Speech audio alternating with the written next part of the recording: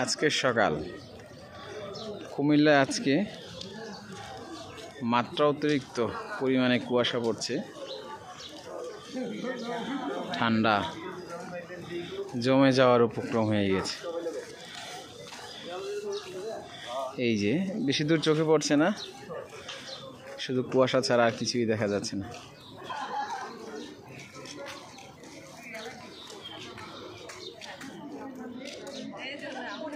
এই ঠান্ডাটা খুবই ভালো লাগে, কিন্তু যে কুয়াশাটা, এই কুয়াশাটা নাক মুখ দিয়ে ঢুকলে ঠান্ডার সমস্যা হয়ে যাবে, কিন্তু খুবই আরাম লাগছে।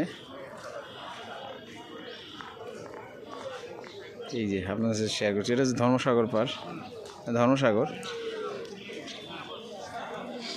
সকালবেলা সবাই হাঁটতে বের হয়েছে, প্রচুর পরিমাণে কুয়াশা।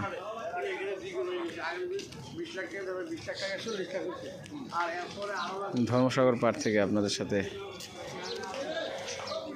শেয়ার করছি। আমার ছেলে